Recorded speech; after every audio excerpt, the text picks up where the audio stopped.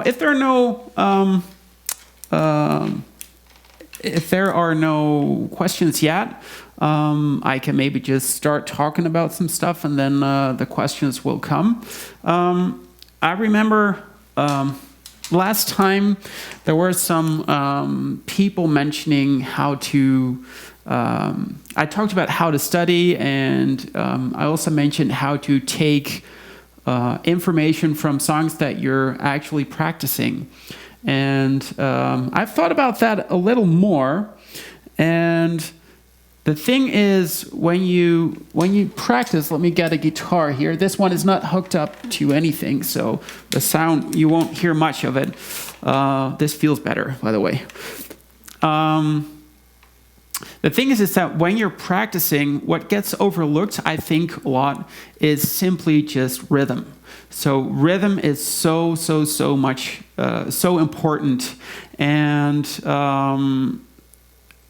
I don't know, for some reason, people think that once they have the notes, then it's okay. But the most essential thing when you want to play a song right, when you want it to make it sound right, is the rhythm. And there is a good reason for that. I think it's the most basic element in music, but not just in music, but in our lives. So everything revolves around rhythm. So when we're still, in our mommy's belly, we hear her heartbeat.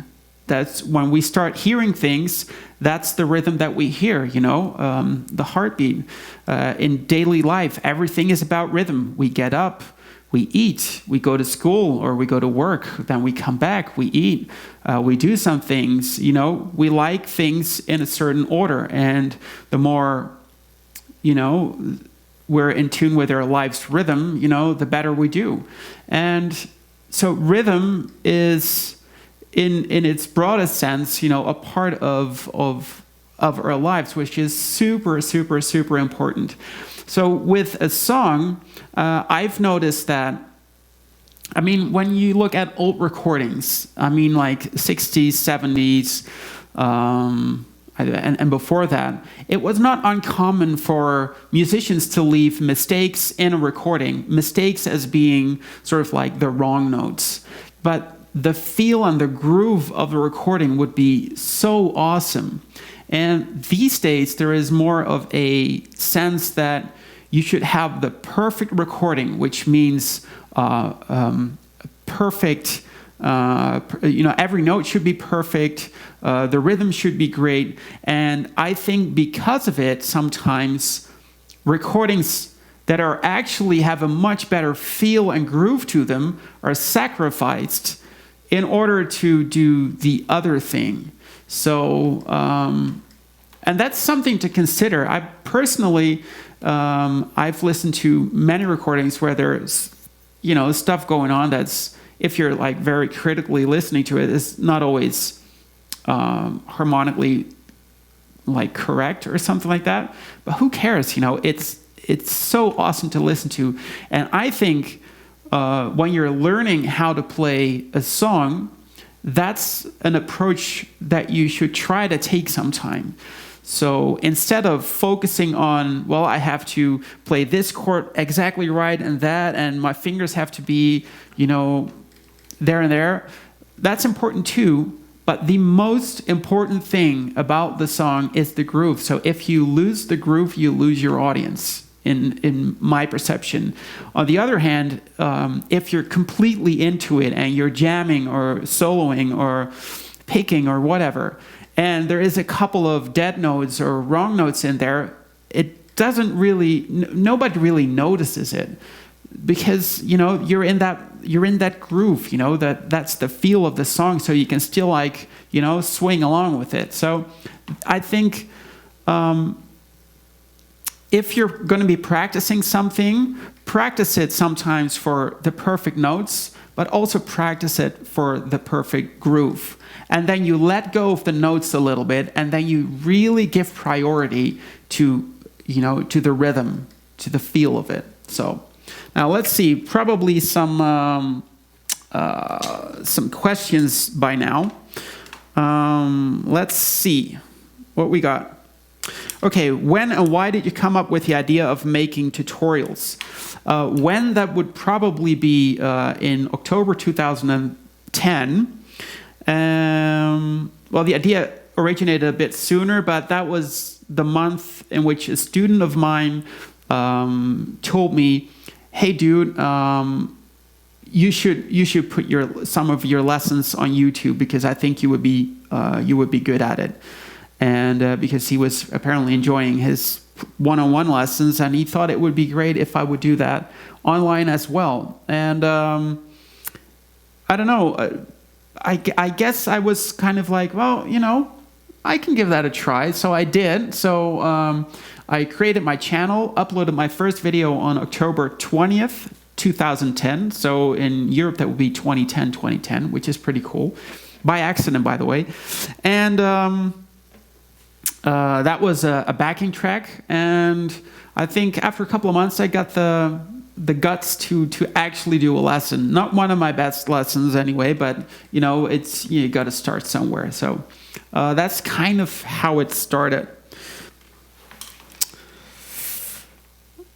Let's see. You show me how to play harmonics. Harmonics is something what you do, like, just to give you an example. So I'm in standard tuning, by the way, and on the 5th fret, 7th fret, and 12th fret, those are the easiest harmonics. There is lots of other places where you can play harmonics, and you can play artificial harmonics, but that's the place where you do it. So what you can do is just gently place your finger against the string. Don't press it, but place it gently against it on the first string, and then play it. And that's how you get your natural harmonics. What happens is if you want to do artificial harmonics, suppose you would fret the 2nd fret of the G string, what you then have to do is place your right hand index finger on the 14th fret, so that's 12 frets up, so on its octave, place it over that fret, and then play it there. And that's how you make the artificial harmonics. There's a couple of other ways to do that, but yeah. So let me get my other guitar, as I'm getting into guitar stuff anyway. So let's see, let's open up this case. Why is it still closed? Right, let's see, there we go. So I get this hooked up because that way we'll have much better guitar sound. Right. Okay, so and in case you're wondering, this is a rosewood guitar. Someone was asking it about the Yamaha. This is a rosewood. And let's see. How should I get started playing tremolo? That is an interesting question. Wow. That is an interesting question. What I would do is just find a very simple song that has the tremolo technique in it and start really slowly. So really feel every finger that's playing. So if you're doing...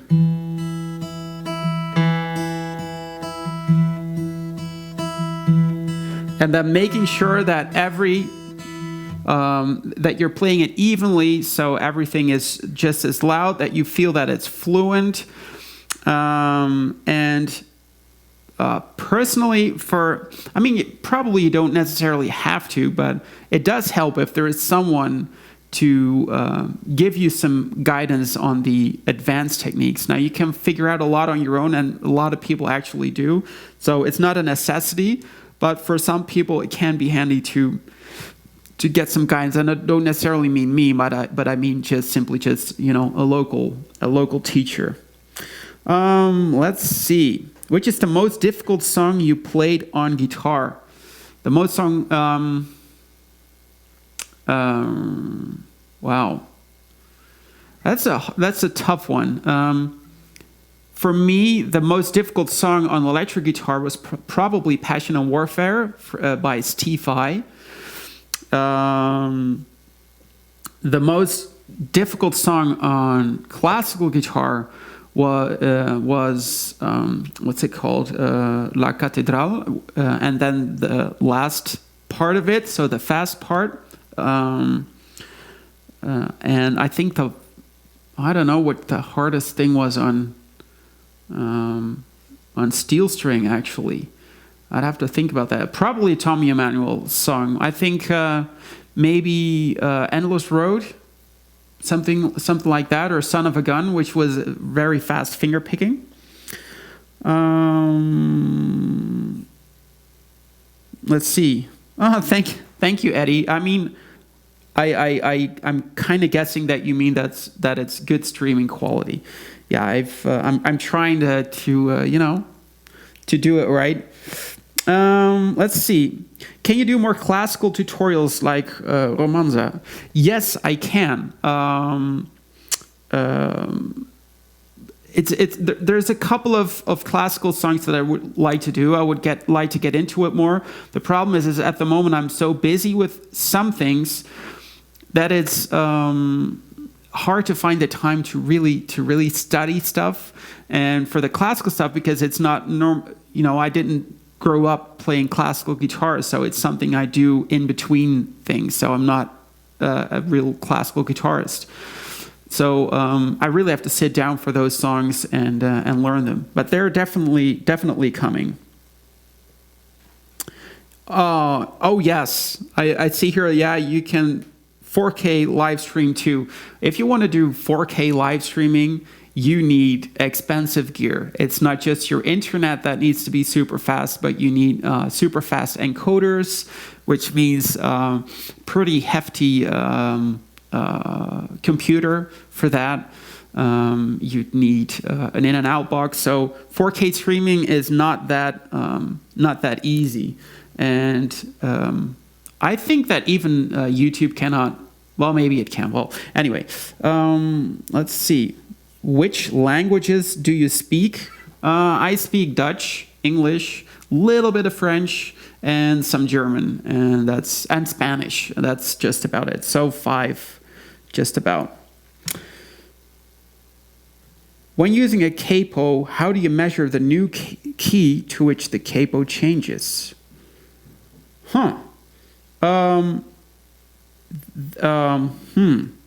When using a capo, how do you measure the new key? That's a good question. So if I get your question correctly, let's see. Let me get the capo from this guitar. Let's see. Hopefully nothing drops on the floor. Okay. So suppose I am playing here I play a C and I play a G and an F. So I'm in C, playing in C. Then if I put my capo in second, right? Then suddenly I'm here. Oh, sorry. And this chord is now a D. So instead of playing in C right now, I'm in D. So if you want to know the key, the most important thing is to know which key you're in the first place. So if you're here in C, playing in C, then if you move up 2 frets, then you go from C to C sharp to D, right? If you move up 5 frets, right, you move from C to C sharp to D sharp to E, and then to F, right?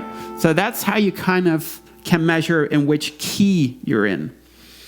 Who are your musical inspirations that you grew up listening to? This is a funny one. Like before I really listened to music, I kind of listened to pretty much anything that my brother would listen to, which meant bands like Metallica, Iron Maiden, Celtic Frost, like a lot of metal. He was into the heavy stuff. And I also listened to like what at that time was top 40, so pop music. That meant, well, at that time actually that also meant bands like Bon Jovi and Van Halen, but also Billy Ocean, Whitney Houston. So all sorts of stuff. I wasn't like before I got to a certain age, I wasn't really necessarily going for a certain style. Then when I got to I think that's middle school in English. Anyway, when I was, I think 14, 15, I started listening to Marillion. And Marillion I listened to a lot. For a couple of years, it was just Marillion, just that. Then I got into guitar playing, and that's when things started to change. So I started listening to Steve Vai, Satriani, Dream Theater on the electric guitar side, and I started listening to like also other instrumentalists like Herbie Hancock and Coltrane. So for the jazz side, I started listening to Aldo Meola, Paco de Lucia. So once I started getting into guitar, I started to broaden my horizon quite to the point where right now I listen to pretty much anything from South American music, Mexican, North American music, which would be jazz and blues, classical music, there's pretty much nothing that I cannot appreciate.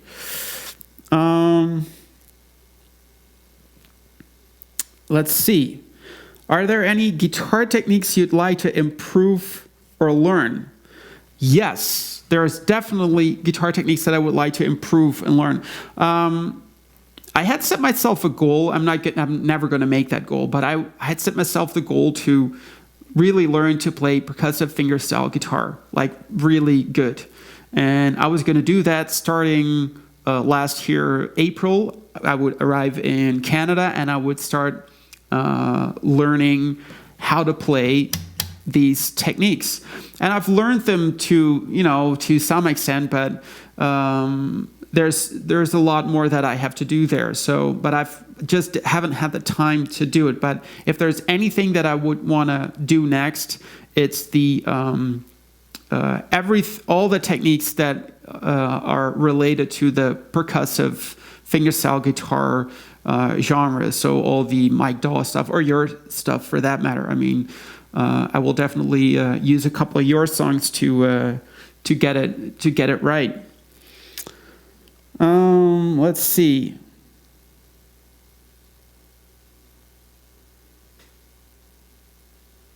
What's the lesson on the latter part of the stream going to be on? So the song that I want to do is simply just my intro song for Your Guitar Worship. So that's this one.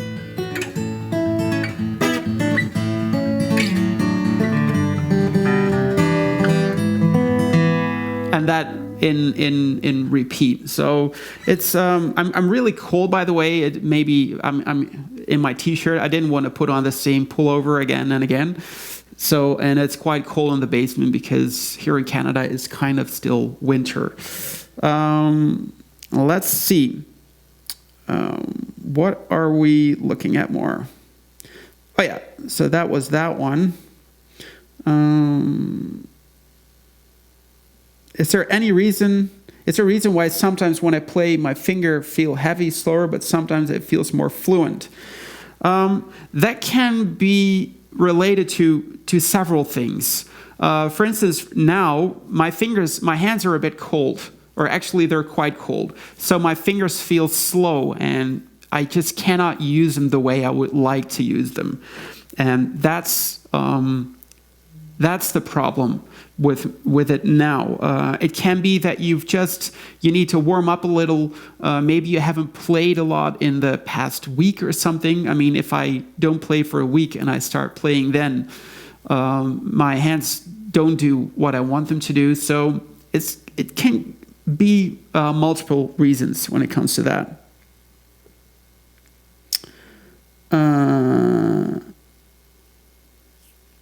Andre, for how long have you been playing guitar? I'm going to be playing something in a minute. Let's see. For how long have you been playing guitar? I've been playing guitar for let's see, 24 years max. Yeah, about 24 years now. So that's probably more than some of you are old, which is a scary, that's a scary thought. Okay, so I think pretty much all the all things are answered, pretty much. Oh, I'm struggling with no nails. Does it work eventually? How would it sound? If it's bad, then what should I get for fingernail product? I'm struggling with no nails. Does it work eventually? I've played without nails for some time, for quite a long time, because I used to bite my nails. Now that I have nails, I have to say that I really enjoy using nails for playing the guitar. I like it more than finger picks, but that's kind of I have to be careful here because I haven't really tried using finger picks. So what I prefer to do is right now is just use my nails, use a file and a polish to get them in the right shape, and don't make them grow too long. So a lot of people make them very long, and I don't think that's really good. So you need somewhere in between. There is a couple of good videos on that. So when you're playing, especially classical guitar, you want to use a little bit of the flesh of the finger and a little bit of the nail to get a more warm sound.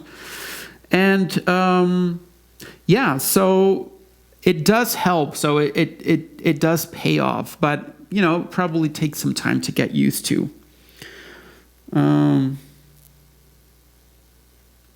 Let's see.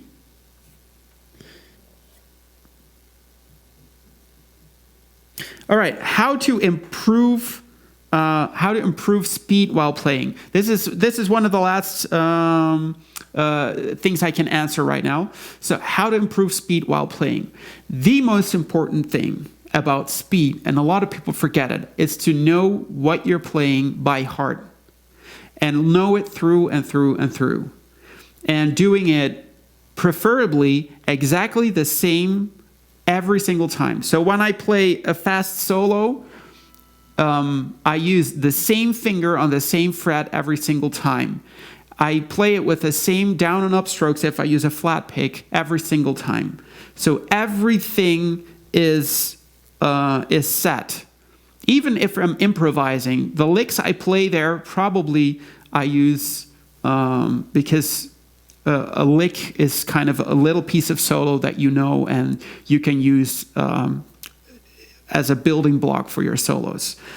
But the most important thing is to really set things like, okay, if I'm going to be playing this picking pattern, then this finger always going to be playing that note, that finger is going to be playing that note.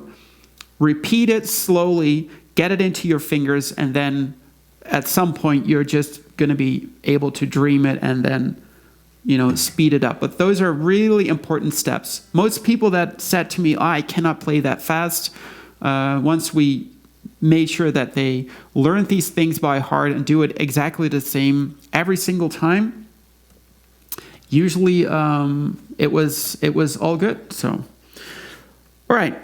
I'll give you some time to grab your guitar. So we're going to be playing a song that's the intro song to my tutorials. And it's a really, I've been asked this question, to teach people how to play that intro so many times. So many times people have asked me for it. So, and for some reason I never have the chance I've never had the time to do it. So I thought, why not do that in the live stream? So first, let's just go through the chords a little bit.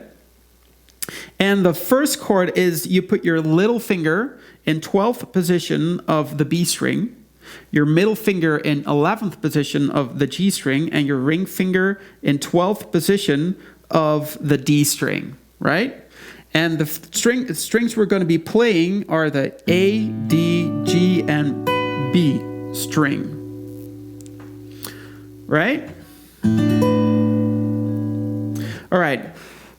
The picking pattern that we're going to be using, first you play the A string with your thumb, and then you play D and B string together with thumb and middle finger. It's like this.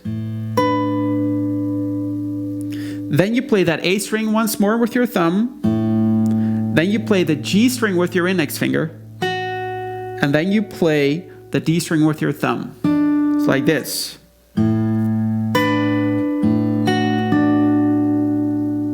Right? We'll do that once more, because not everyone will get that probably in the first go. So, once more that chord, little finger in 12th position of the B string, middle finger in 11th of the G string, ring finger in 12th of the D string, and then open A string. And you play the A string with your thumb. Then you play D and B string with thumb and middle finger. Then you play A string with your thumb, then G string with your index finger, and then D string with your thumb. It's like this.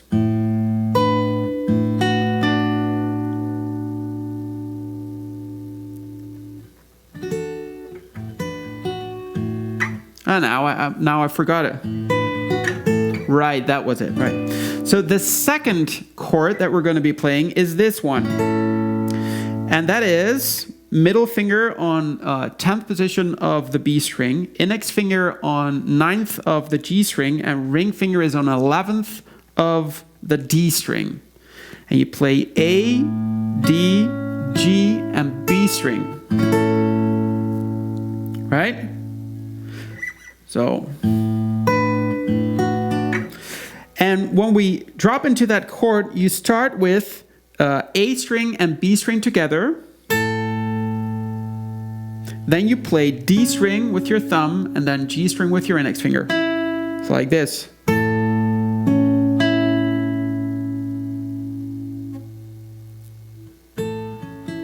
Then you play A string with your thumb, then B string with your middle finger, and then D string with your thumb again.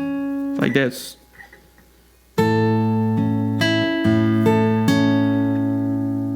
Right?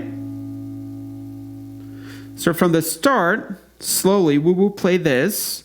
3, 4.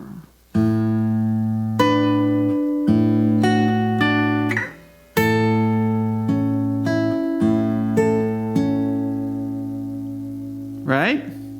Now, this is going to be tough for you to follow along probably completely. Some of you might be able to do that, but it's probably going to be hard to follow it along exactly. But after the stream's over, this is going to be public, so you can check it out and it'll be fine. So we have that first part. Then we play open A string. And then I have my ring finger as a bar. You can do it differently if you want to, but I put my ring finger as a bar on 9th position over the D, G, and B string. Like this. And I play first that A string with my thumb, and then I play that bar with thumb, index finger, and middle finger. So that's on D, G, and B string.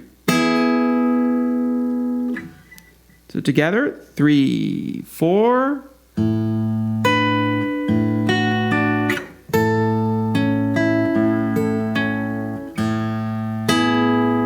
Then you play that bass once more, the A string, and you move that bar to 7th position, and you play that with thumb, index, and middle finger.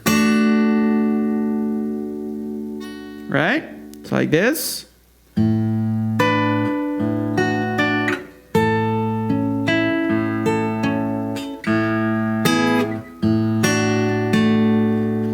And when you play that A string first, then you play B and G string with your middle and index finger, and then you play the D string with your thumb. Right?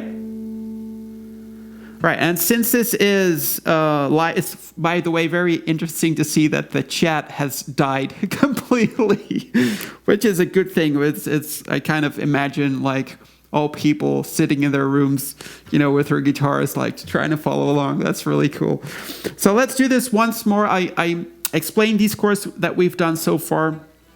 Then we move on. So we got little finger on 12th position of the B string, middle finger on 11th of the G string, ring finger on 12th of the D string. And then you play A string, then D and B string, then A string, then G string with your middle finger, and then D string with your thumb. So like this. Then you get the second chord with middle finger on 10th position of the B string, index finger in 9th of the G string, and ring finger in 11th of the D string. And then you play A string and B string together with thumb and middle finger. Then you play D string with your thumb. Then index finger plays the G string. And play open A string. Then middle finger plays the B string. And then you play the thumb plays the D string. It's like this.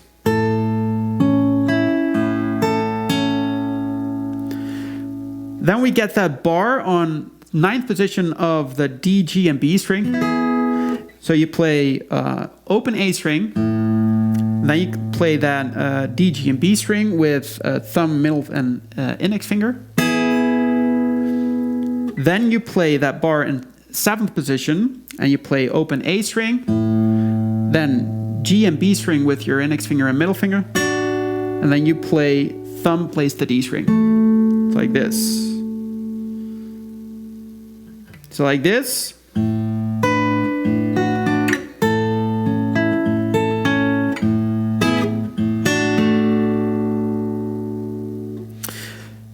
Then we get this chord, the A chord. So that's index finger in 5th of the B string, middle finger in 6th of the G string, and ring finger in 7th of the D string. So, oh, wait a second. A good thing. When I do that, actually, it doesn't really matter. Okay, well, so I have this.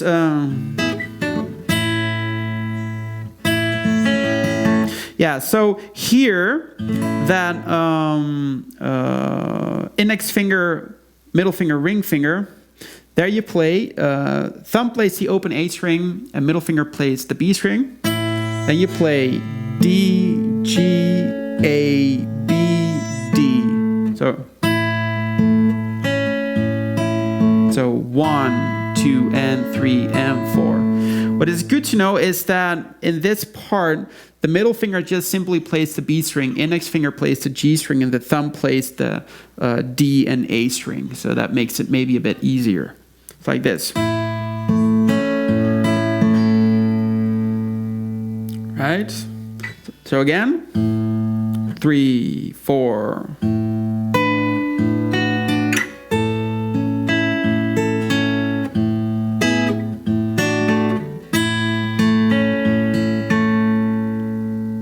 Then we go to this chord, which is middle finger on 3rd position of the B string, index finger on 2nd of the G string, and ring finger in 4th of the D string.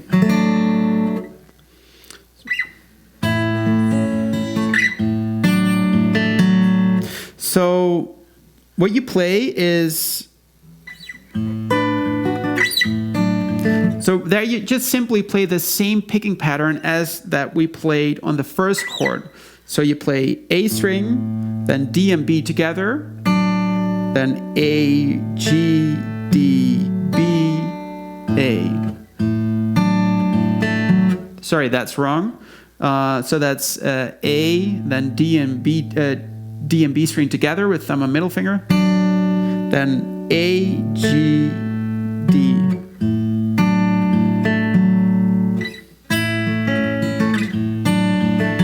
Yeah, exactly. Then we go to G chord, pretty much a normal G chord without the index finger here. So we have ring finger in third position of the B string, and middle finger is in third of the low E.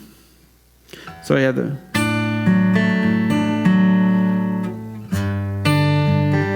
Sorry, I lost it.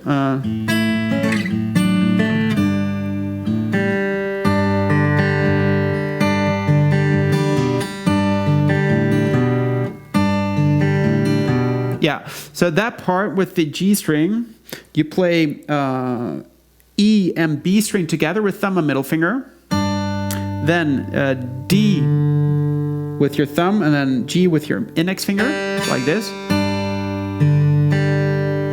Then open A string with your thumb. Then open G string with your index finger. And then index finger second position of the A string, so like this. I think I'm doing it wrong again, sorry.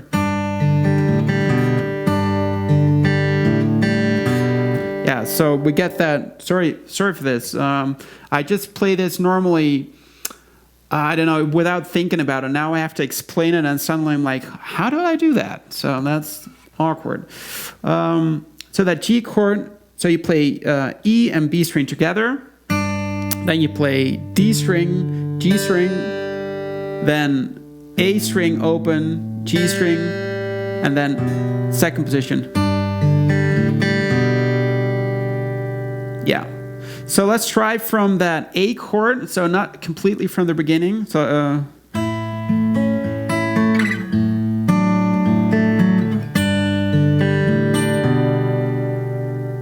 so that's it. So once more, a bit slower. 3, 4.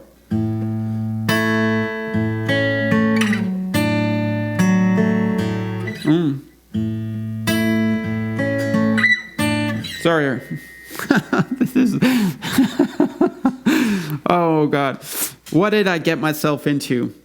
Let's see. So let's just... I have to play it from the beginning once.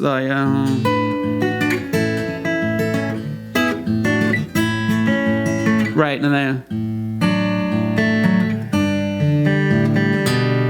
then we got the C chord.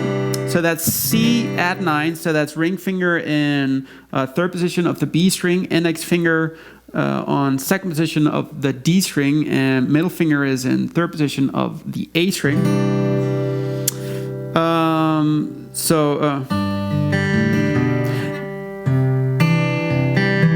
What you do is you play the bass first, so the A string. And then you play D and B string together with thumb and middle finger. Then you play A string with your thumb, then G string with your index finger, and then D string with your thumb. It's like this.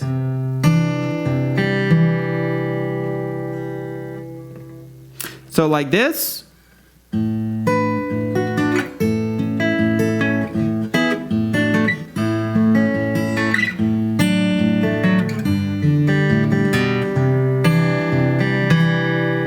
And then we go to the last chord, which is E with G sharp in the bass. So you got little finger in fifth position of the B string, ring finger in fourth of the G string, index finger in second of the D string, and middle finger in fourth of the E string. And there you play. So you play E and B string together. Then you play D string, then G string with your index finger, like this. And then you play that E string once more with your thumb, then B string with your middle finger, like this. And then you end with your thumb on the D string, like this. Right? So from that G chord, you get this.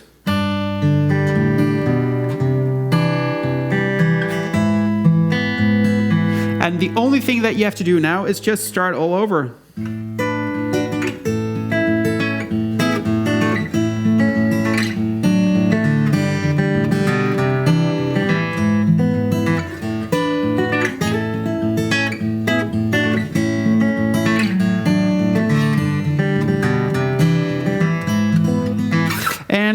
I'm turning this into a full song. I already did. So, but since no one has ever heard it, it doesn't really make sense to do the other stuff. So, yeah. So that's something that's more for the future. But this is what you hear on the actual before the actual lessons. So let me just type in the question so it's more direct. Let's see. Any parts unclear in the lesson?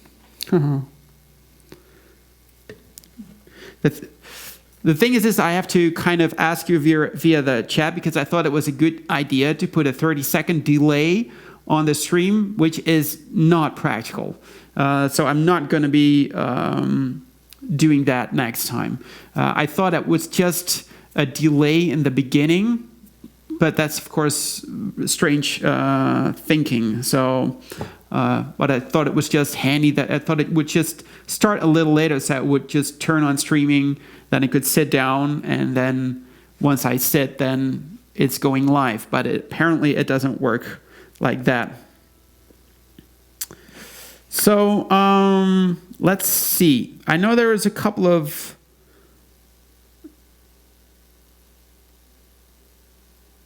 I see here like 5 millimeters. If your strings are 5 millimeters away from the fret, that's terrible. That's really terrible. You need to fix that. So either it is adjusting the saddle, either it is adjusting the truss rod in the guitar. But what I would do is let someone look at it, because there can be multiple things going on there. And yeah, I'm not sure how expensive the guitar is, but that's something to think about. Let's see. Do you have some tips to warm up your fingers before playing? Yes. Yes. I do have some tips to warm up your fingers before playing. Actually, I made a couple of videos for that. I'm going to put those on my website soon. There is some trouble with a couple of plugins, which makes it... for some reason, my Vimeo videos are not showing on the website. But I think there's even... a video on either hand exercises, finger exercises, or warm-up exercises, or coordination exercises. You have to try those words on YouTube, where people are explaining different things. So, of course, you can rub your hands together. There's multiple ways, so you can like fold them like that and just keep switching. That definitely increases blood flow to the hands. Another one is to make fists and then stretch, fists, stretch, and that actually can get tiring. If you really try to stretch max and then really squeeze your hands, you really get that blood flowing as well. You're really working your hand muscles for that. Another thing that you can do, I mean, I don't know a lot of them. It's like you have your hands like this.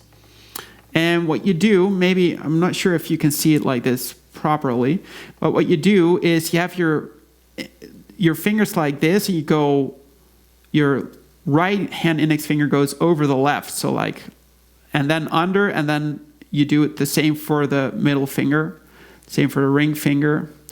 And you can do that, right? Like so. Or you do it with two fingers, like that, right? And you can do it with different fingers, so whoop, those. And that's more of a coordination exercise, but it does get your focus towards your hands. There's also other stuff that you can do.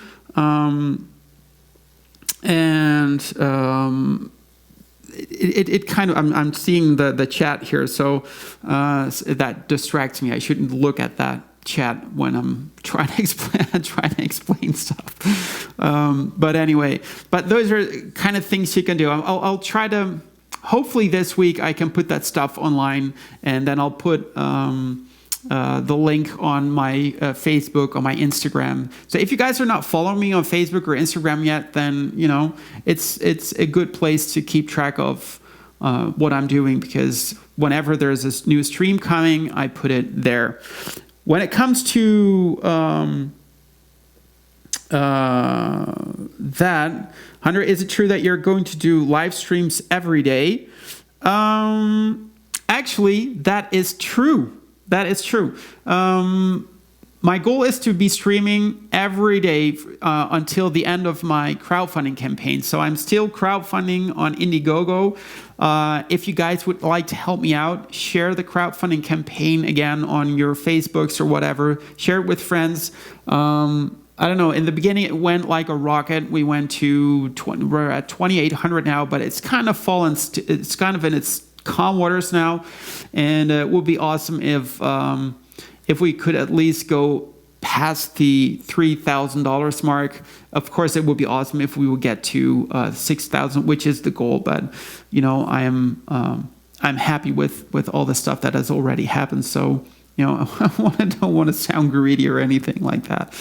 But anyway, so the good thing is that when it comes to that, is that I'm going to be streaming every day in this week, and maybe I'm going to be doing that a bit shorter. Maybe I'm going to do it twice a day, so around this time, so it lines up with Europe pretty nicely, and other days, and I'm going to be maybe doing it later in the day, so people in the United States and Canada can participate in these streams as well. Because of course, during the week, it's people have to work and have to do other stuff as well.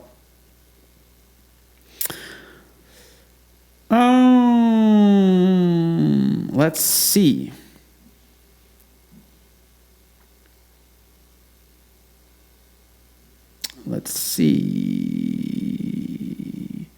Is your EP a bestseller yet? You mean the one with Gareth?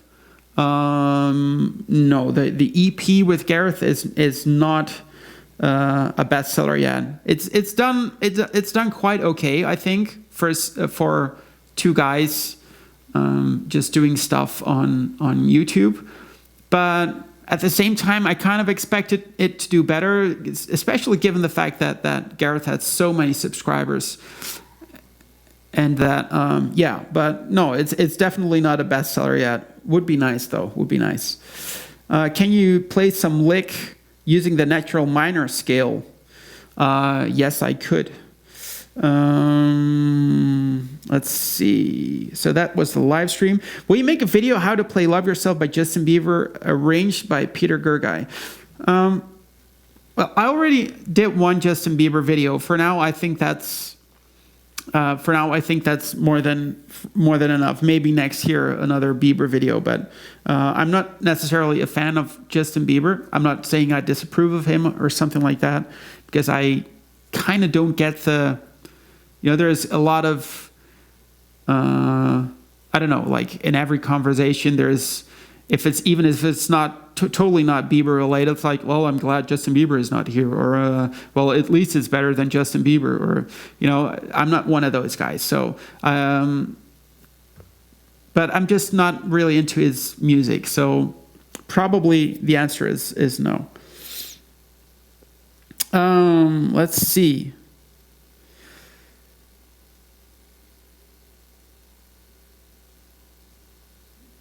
The guitar was like $500-$600. Well, if it's a $500 to $600 guitar, then you really have to check it, because it's not normal for strings to be 5 millimeters away from the frets. I mean, with me, I think it's 2, 3 maybe here, but 5 is really, really a lot.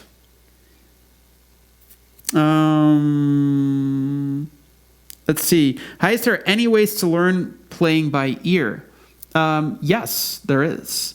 You have to start doing it. It's almost that simple. So what you could do, what I try to do when I do try to figure out songs, is start with the basics. What can I hear?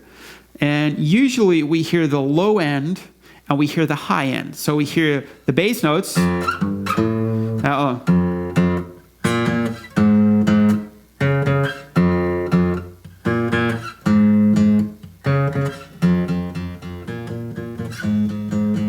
You hear that pretty well. And then you get the high things, the high strings or the melodies or whatever. So first you learn the stuff, you try to figure out the stuff that you can hear. And then you're trying to work your way inwards. So fill in the stuff that is in between. So for instance, if you already know the bass notes of whichever song, then you can simply start, trying out sound. So just listen to the chord and think like, what does it sound like? Does it sound like, would it be a major chord? Or is it like a minor chord? And just try to figure it out like that. And what I've done a lot is in the beginning, just play songs using power chords, right? You don't have to think about minor or major, but you can very quickly play songs by ear. And once you've, your hearing develops. So once you get into it more, you start to hear more. And so it kind of grows. But the most important thing is that you do it, and you do it daily. So it doesn't mean that that's the only thing you do, but, just try. Just pick an easy song and just try to figure out the bass notes of the first couple of bars. Try to find them. Listen, then hit that pause button. Try to hear it in your head, like keep it going, or sing the note, and then try to find that note on the guitar, right? So that's how I would do that.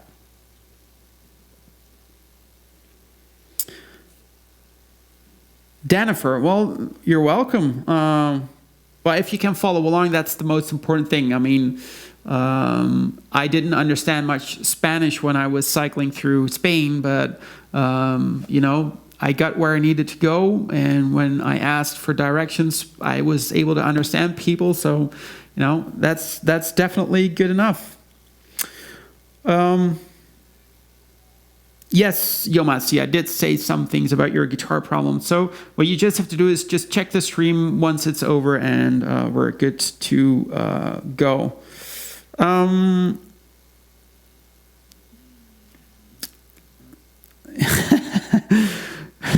Yeah, I know that wasn't your point, but I was just trying to be a smartass. Sorry about that. I'll do that probably next time. So it's now 1:01, so that's a good time to call it quits. This stream's going to be public right after the stream ends. So I'm wishing you guys a great Sunday. I'm going to join my family upstairs for a nice lunch, and wishing you all the best. And tomorrow, same time. Oh, wait a minute.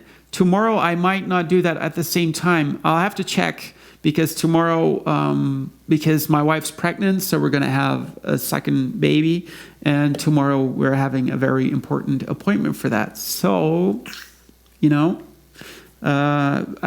o'clock is not something, 12 o'clock is impossible for me to do streaming tomorrow. So that's too bad. But I'll probably do it at another time tomorrow. I still have to figure out when.